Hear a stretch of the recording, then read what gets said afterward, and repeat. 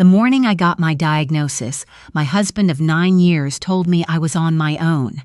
Not in a subtle way. Not in that quiet, cowardly way some men have, where they pull back slowly until you can barely feel them anymore. My husband at the time, he said it directly, standing in the kitchen doorway with his coffee, while I was still holding the paper from Dr. Simmons's office with both hands because I couldn't seem to put it down. "I can't do this, Faye." That's what he said, just like that. "I can't do this." I'd known something was wrong for about 4 months before the official word came. Fatigue that felt like gravity, like my body was fighting something it couldn't name. I'd brushed it off the way women do. Work stress, not sleeping well, getting older. I was 41. I figured that's just what 41 felt like. But then the blood work came back strange, and then the second round came back stranger, and then Dr. Patricia Simmons, who had been my internist for 6 years, and who I trusted more than almost anyone, sat me down and used the word lymphoma, and the room tilted sideways. Hodgkin's lymphoma. Stage 2. Treatable, that was the word she kept using. Very treatable, very good prognosis with the right protocol. She had a folder for me. She'd printed things out. She was kind in that careful, professional way that told me she'd had this conversation dozens of times before and had learned exactly how to soften it without lying. I drove home that day in a kind of strange, floaty calm. I remember the radio was on. I remember thinking I should call my sister. I remember thinking I needed to tell my husband. I didn't imagine that telling my husband would be the worst part. He was home early for once. Cody, our 12-year-old, was at his friend Tyler's house, which meant we had the kitchen to ourselves, just the two of us, the way it almost never was anymore. I sat down at the table. I said, "I need to tell you something." And I told him. He stood there. He didn't come to me. He didn't sit down. He just stood in that doorway with his coffee and he looked at me, and I could see something moving across his face that I didn't have a name for yet, and then he said those words. "I can't do this, Faye." I thought I'd misheard him. I actually said, "What?" "Chemo, hospitals, all of it." He set his mug down on the counter very carefully, like that was the thing that required his full attention. "I've watched someone go through that before. I can't be that person again. I'm sorry. I know that sounds terrible. It did sound terrible. It was terrible. But what I remember most is that I didn't cry.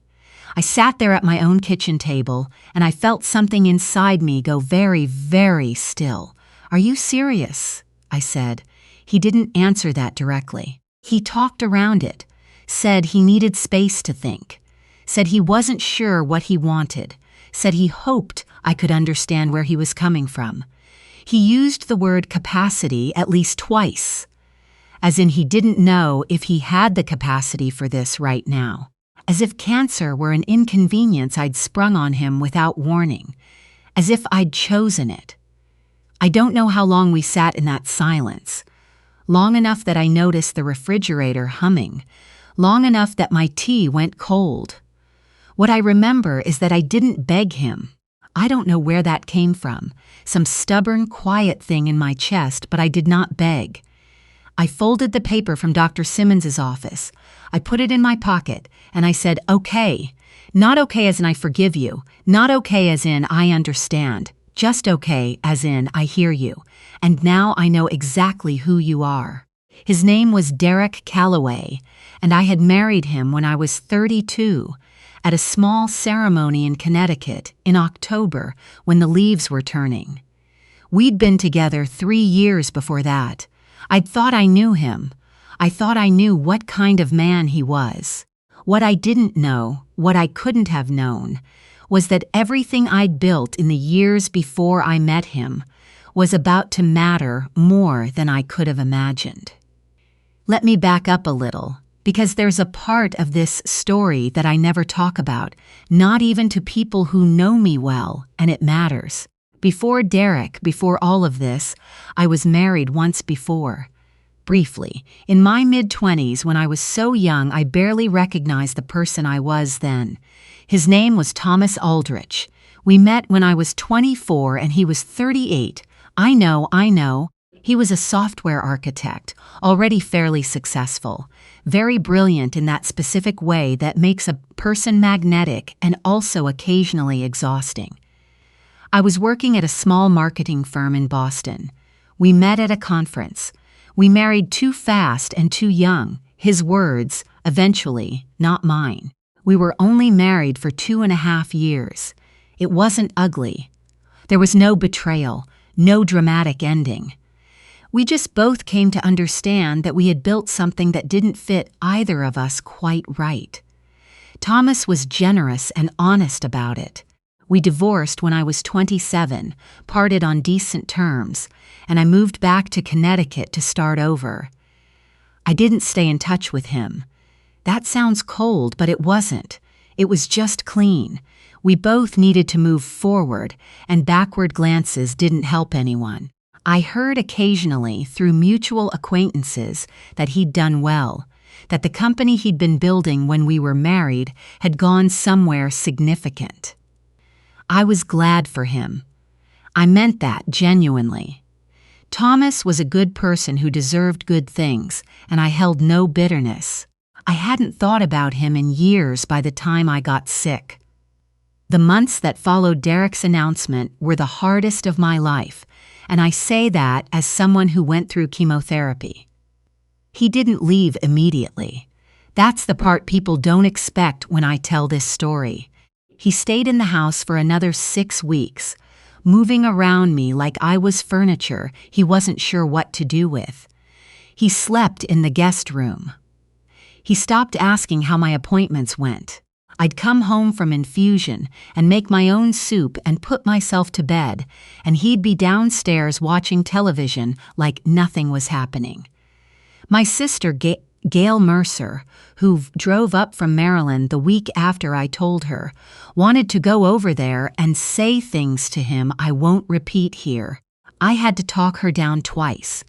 She sat with me through my first 2 chemo sessions, holding my hand in that waiting room with its 2 bright lights and its magazines nobody reads, and she said, "You know you can come stay with me." I thought about it. I did. But there was Cody. Cody knew his father and I weren't doing well. He's 12, not 4. He could feel the temperature in the house. But he didn't know the full shape of it. And I was not going to be the one to make him feel like he had to choose or worry more than he already was. So I stayed. I kept my head down. I went to treatment, and I came home, and I made dinner, and I helped with homework, and I let Derek exist somewhere on the periphery of my life while I focused on not dying. 6 weeks after my first infusion, Derek told me he wanted to separate. He had already consulted a lawyer, he said. He'd found someone, I later learned. A woman from his office named Shelby, though I won't waste more sentences on her than she deserves. He wanted me out of the house by the end of the month. The house was in both our names. I knew I didn't have to go. My own lawyer, a woman named Rebecca Okafor, who was direct and calm and exactly what I needed, told me I had every right to stay, that leaving voluntarily could affect the divorce settlement, that I should not move out until we had something in writing. But I left anyway. I want to try to explain that decision, because people ask about it. I left because staying felt like it was slowly poisoning me, and I was already running low on resources for fighting things off. I left because every morning I woke up in that house I felt worse, not better. I left because my oncologist, Dr. Simmons, had told me very clearly that stress was not my friend right now, and Derek Calloway was nothing but stress in a button-down shirt. I packed 2 bags. I put Cody's school schedule in my phone. I drove to my friend Helen Beaumont's apartment in New Haven, where she had a pull-out couch and an extremely opinionated cat, and I cried for about 45 minutes, and then I went to sleep. I want to be clear that I was not okay. I was sick and scared, and I had $22 in my personal checking account after moving most of our money into a joint account we'd opened 3 years earlier because Derek had suggested it made more sense for household expenses, and I hadn't thought to question it at the time.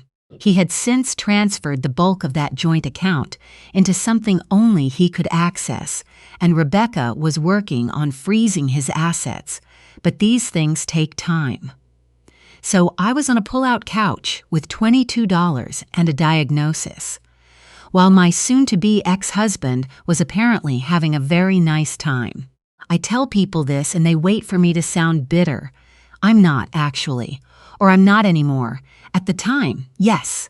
At the time I lay on that pull-out couch in the dark, listening to Helen's cat walk across the floor, and I felt something I can only describe as a kind of cold fury, the kind that doesn't scream, it just calculates. I thought, I survived this far.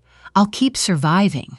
The call came on a Tuesday in late March, about 8 weeks after I'd moved out. I was in the middle of my 4th treatment cycle, which meant I was in that particular valley of exhaustion where even lifting my phone felt like effort.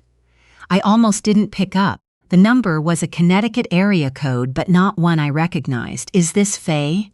Faye Aldrich? The man on the other end had a measured, careful voice. Professional. I hadn't gone by Aldrich in over a decade. The name stopped me cold. This is Faye Calloway, I said. Formerly Aldrich. Who is this? His name was James Pruitt. He was an estate attorney based in Hartford. He told me he had been trying to reach me for several weeks. He'd had my old address, my old phone number, and had eventually tracked me down through a mutual contact. He was calling about Thomas. Thomas Aldrich had passed away 14 months earlier. Quietly, apparently. He'd had a heart condition, which I hadn't known. He was 54 years old, which felt wrong and too young even though I hadn't seen him in over 15 years. I didn't know what to say. I said, I'm sorry to hear that. James Pruitt said he understood, and then he told me why he was calling. Thomas had left a will. He had never remarried, never had children. He had sold his company in 2019 for a significant sum. And in his will, which he had updated 4 years before his death, he had left the majority of his estate, a number that James Pruitt said carefully and precisely. To me, $11 million. I had to ask him to repeat it. He repeated it. He said Thomas had included a letter. He said Thomas had also included one condition, which was not unusual in estates of this kind. The funds would be held in trust for 60 days following notification to allow for proper legal processing, and during that period, I should not make any public statements about the estate. That was it. That was the condition. 60 days of quiet, which, given that I was on a pull-out couch with $22 and hadn't told anyone much of anything anyway, seemed entirely manageable. I hung up the phone, and I sat there for a very long time. I thought about Thomas. I thought about who I was at 24, how little I knew about anything. I thought about the last time I'd seen him, standing in the parking lot of the mediator's office, shaking my hand, wishing me well, looking genuinely like he meant it. I thought about how strange it is that people can move so completely out of your life and still be thinking of you, still be carrying some piece of you with them all those years later. I cried. Not from happiness, not exactly, from something more complicated than that. Grief for someone I hadn't let myself grieve, gratitude I didn't have words for. The particular vertigo of your life-changing direction when you're already mid-fall. I didn't call Gail that night. I didn't call Helen. I just sat with it. Now here's the part that I had to piece together later, through my lawyer, Rebecca. And through some things Derek eventually said himself in a deposition, his voice flat and overly controlled the way men get when they're trying not to look like what they are. Derek had known. Not about the full amount. I don't think he knew the specifics. But James Pruitt had sent a certified letter to the house. Our house, the one I was no longer living in. Approximately 2 weeks before I got the phone call. Derek had signed for it. Derek had opened it. He had known that I was about to receive a significant inheritance. He had known before he told me he wanted to separate, before he transferred the money out of our joint account, before he told me to be out of the house by the end of the month. He had known, and he had moved anyway. Fast. I asked Rebecca what the strategy was, because I couldn't make sense of it. If he knew I was coming into money, why push me out? Why not stay married, let it land, and try to get a piece of it in the divorce settlement? She looked at me with that patient expression of hers, the one that said she'd seen all of this before. In Connecticut, she said, an inheritance received during a marriage is generally considered separate property. It doesn't go into the marital pot. But if he filed first, if he could establish grounds, if he moved assets before you found out. She paused. I think he was hoping to grab what he could before you knew you had something worth protecting. Derek had calculated wrong on almost every front. He didn't know that inheritances received even during marriage are typically protected in Connecticut. That his strategy of draining the joint account and pushing me out had bought him nothing except a very detailed paper trail.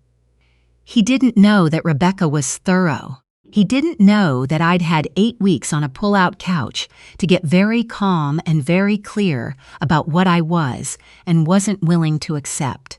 And he absolutely did not know that James Pruitt would eventually be called to testify about when that letter was sent, who signed for it, and what Derek Calloway must have known and when. The divorce took 11 months.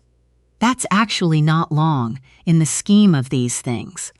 Rebecca got the financial records. She documented the transfer out of the joint account. She documented that Derek had signed for the estate letter.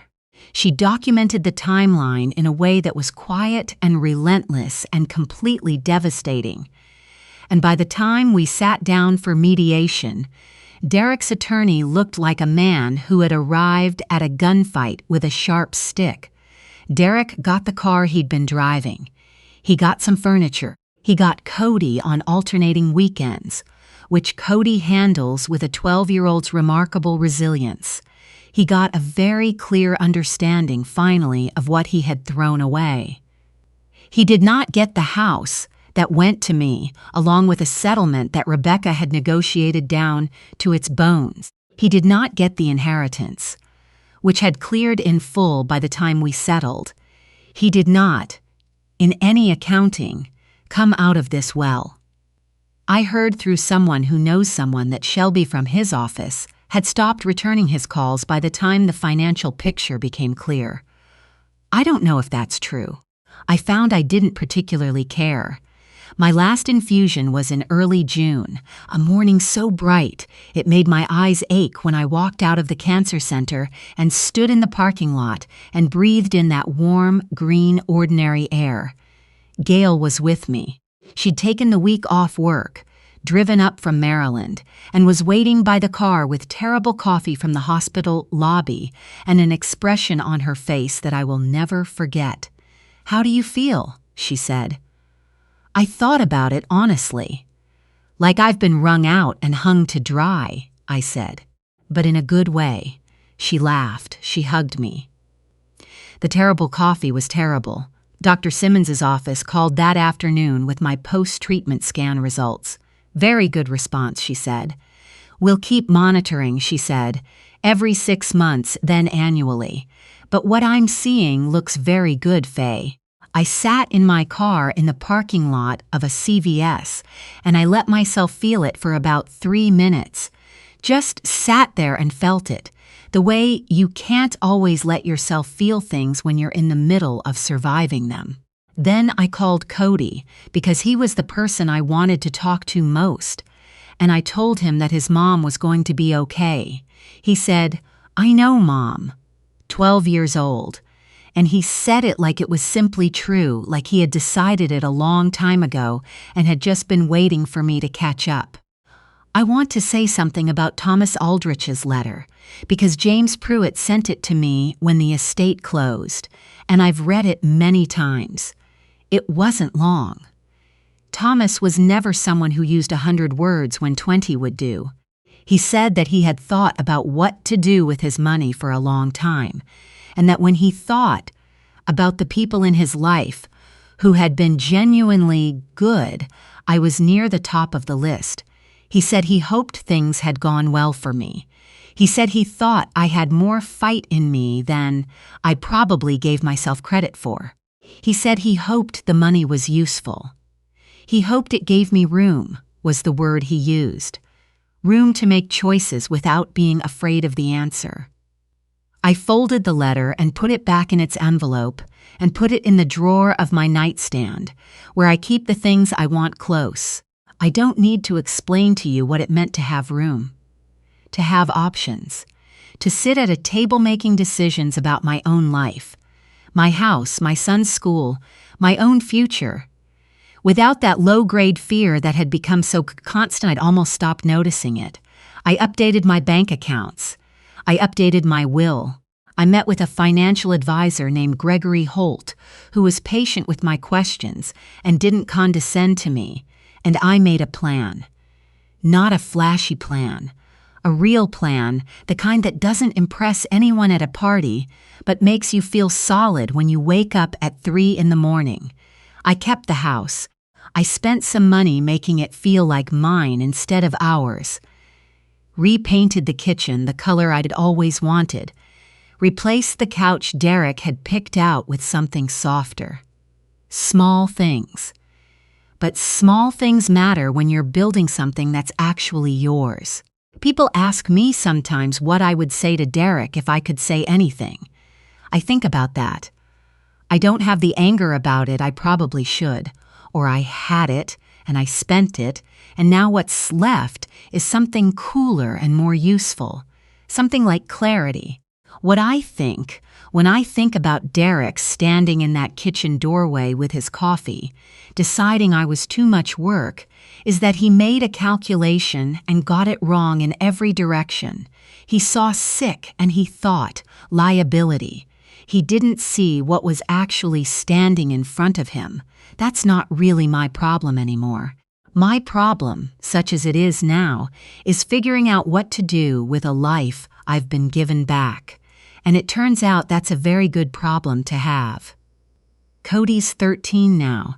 He's gotten interested in cooking, which means our kitchen smells incredible on weekends and also sometimes like things that went slightly wrong. He makes me elaborate breakfasts on Saturday mornings with great ceremony, and occasionally with outcomes that require we discuss what went differently than planned. And these are genuinely some of my favorite hours. I'm back at work. I went back part-time at first, then full, and my colleagues threw me a small party when I returned, which I found overwhelming and then wonderful. I've started running again, slowly, building back the endurance I lost over those months. I'm not fast. I don't care. My hair grew back different, slightly wavier than before. Gail says it suits me. I'm choosing to agree with her. The night before my first clear scan results, I couldn't sleep. I lay awake in the house that is mine now, in the room with the soft yellow walls I painted myself, and I thought about the whole shape of it. The year I just survived, the choices people made, the ones I made, the strange luck of a letter arriving at the right moment, even if it arrived at the wrong address first. I thought about a man I'd been too young to understand at 24, who had spent the last years of his life thinking I deserved room to breathe. I thought, I'm going to use it well. And then, for the first time in longer than I can remember, I fell asleep without being afraid of what came next.